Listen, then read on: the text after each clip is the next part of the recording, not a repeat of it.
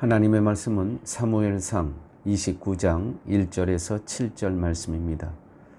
블레셋 사람들은 그들의 모든 군대를 아벡에 모았고 이스라엘 사람들은 이스라엘에 있는 셈 곁에 진쳤더라.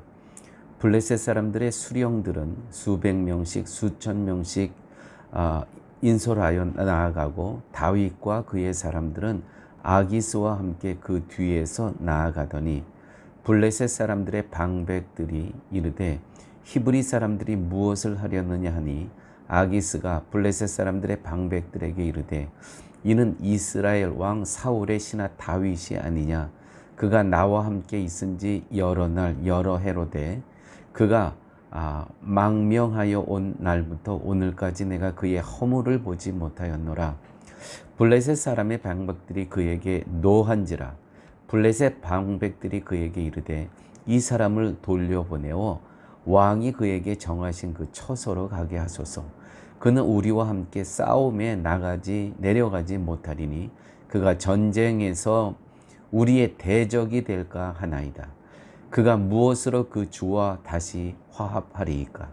이 사람들의 머리로 하지 아니하겠나이까? 그들이 춤추며 노래하여 이르되 사울이 죽은 자는 천천히요 다윗은 만만이로다 하던 그 다윗이 아니니까 하니 아기스가 다윗을 불러 그에게 이르되 여호와께서 살아계심을 두고 맹세하노니 내가 정직하여 내게 온 날부터 오늘까지 내게 악이 있음을 보지 못하였으니 나와 함께 진중에 출입하는 것이 내 생각에는 좋으나 수령들이 너를 좋아하지 아니하니 그러므로 이제 너는 평안히 돌아가서 블레셋 사람들의 수령들에게 거슬러 보이게 하지 말라 하니라. 아멘. 인간의 관계를 보면 손해와 이익의 여부를 따라 형성되고 수시로 변합니다. 서로 뜻이 일치하여 친구가 되고 한 집단으로 형성되었다가도 그 관계 유지로 인해서 자신에게 불리한 결과가 주어질 것이 예상되면 가차없이 되돌아서는 것이 인간입니다. 여기서 나도 내 자신도 예외일 수는 없습니다. 내 자신도 어떠한 결심이나 각오도 주변의 여건과 상황에 의해서 얼마든지 포기해버리고 내 자신의 생계와 생존을 향해 나아가는 내 자신, 우리의 모습을 보게 됩니다. 그런데 하나님은 이런 믿을 수 없는 인간을 불러다가 하나님의 일에 사용하십니다. 하나님은 인간을 믿으시는 것이 아니라 하나님 스스로를 믿으시기 때문입니다. 하나님께서는 스스로의 신실하심을 따라 일하시는 것이지 인간을 의존해서 일하시는 분이 아니라는 뜻입니다. 하나님의 신실하심은 주변 여건이나 상황에 따라 변하지 않으십니다.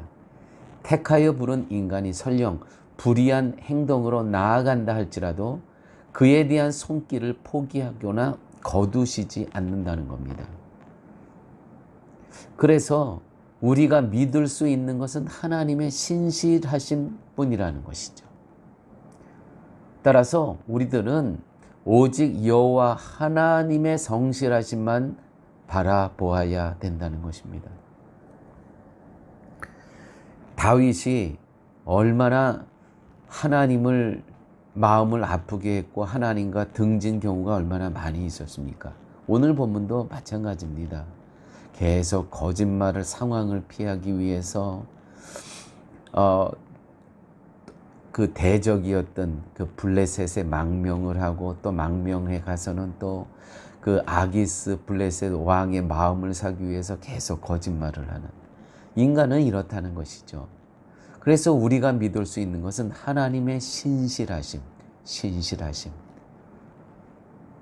하나님의 그 손길을 하나님의 그 성실하신 손길은 절대 포기하거나 거두시지 아니하시는 그 하나님의 성실하심을 의지할 뿐이라는 것입니다. 사람은 철저하게 사람을 의존하고 있는 불신앙적인 모습이 있습니다. 특별히 사울은 그러한 불신앙의 모습이 있습니다. 자신이 손으로 내쳤던 무당에까지 찾아가서 부탁의 말을 하는 이 모습이야말로 하나님의 법도와 말씀이 살아있는 힘과 기준이 되어 행동하는 것이 아니라 자신의 이익을 따라 행동하는 그 불신앙의 모습을 보게 됩니다. 이것이 우리의 모습, 내 모습의 실체는 아닙니까? 다윗 역시 사울로 인하여 망하게 될 것을 염려하여 블레셋의 거짓으로 투항합니다. 그리고 블레셋의 왕 아기스의 충성한 신하로 행세를 합니다. 결국 사울이나 다윗에게서 공통적으로 보여지는 것은 이들은 모두 하나님이 지키시고 보호하심을 믿지 않았다는 것입니다. 이로 인해 다윗은 블레셋 편이 되어서 이스라엘과 싸워야 하는 위기의 상황에 처하게 됩니다. 스스로를 지키고자 한 노력이 오히려 자신을 위기에 몰아넣는 결과를 낳게 되었다는 것이죠. 결국 자기의 꼬임에 빠지게 됩니다. 사울과 싸워야 되는 거예요. 이스라엘과 싸워야 되는 거예요. 누가? 다윗이 뭐예요? 하나님을 바라보지 않고 자기의 조급함 때문에, 초조함 때문에 계속 거짓말을 하면서 이런 위기의 결과를 초래했다는 것이죠. 이런 상황에서 하나님이 어떻게 일하시는가를 보여주는 것이 29장의 내용입니다. 참고로 그 블레셋이라는 나라는 어떤 한 국가가 아니라 연합체입니다. 그래서 오늘 본문에 보면 계속 방백들이 아기스라는 블레셋 왕의 이름은 나오고 그 다음에 방백들이 반대를 하죠. 이 5 나라의 방백들이. 그러니까 이 부족 연합 공동체가 바로 블레셋이라는 나라입니다. 아기스의 신음을 얻기 위해서 이스라엘과 가까운 사람을 쳤다는 거짓말을 27장 10절에서 보게 되죠. 나가서 그 블레셋의 우호적인 나라들을 공격하고는 돌아와서는 사울과 우호적인 나라들을 쳤다고 이렇게 거짓말을 합니다. 오늘 전투에도 참여했지만 방백들의 입을 통해 손에 피를 묻히지 않고 망명지 시들락으로 돌아오게 하는 하나님의 역사가 있습니다. 방백들이 아니 저 다윗을 그냥 놔두면 오늘 우리가 사울 이스라엘과 싸울 때 이 거꾸로 창을 들고 우리를 공격하면 우리는 꼼짝없이 당한다. 저 사람을 다시 당신의 망명지 허락한 그것으로 돌려보내라. 그래서 이 아기스가 그 방백들의 이야기를 수락합니다. 그래서 돌아오게 되죠. 하마터면 사울을 죽일 뻔했습니다. 이 다윗의 꾀에 빠져서 스스로의 꾀에 빠져서 사울을 죽일 뻔했잖아요.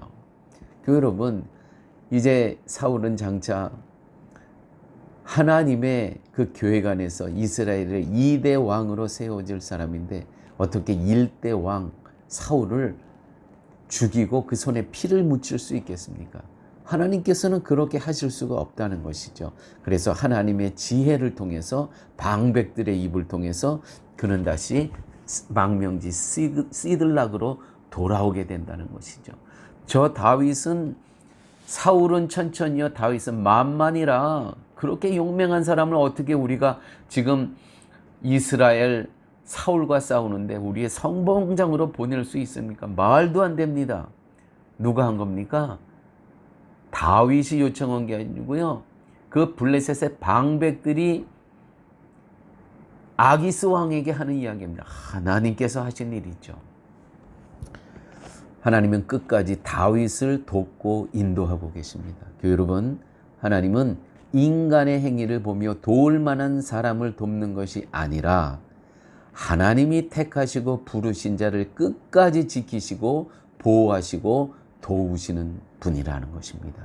이것이 하나님의 신실함인 것입니다. 아버지 하나님 감사합니다. 하나님의 신실하심이 무엇인지 깨닫게 하여 주심을 감사합니다. 하나님께서는 인간 행위를 보며 도울 만한 사람을 돕는 것이 아니라 하나님이 택하시고 부르신 자를 끝까지 지키시고 보호하시고 도우시는 분임을 말씀을 통해서 깨닫게 하여 주심을 아버지 하나님 감사합니다. 만세전에 저희들을 택하여 주신 아버지 하나님 감사합니다. 예수님 이름으로 기도드렸습니다. 아멘.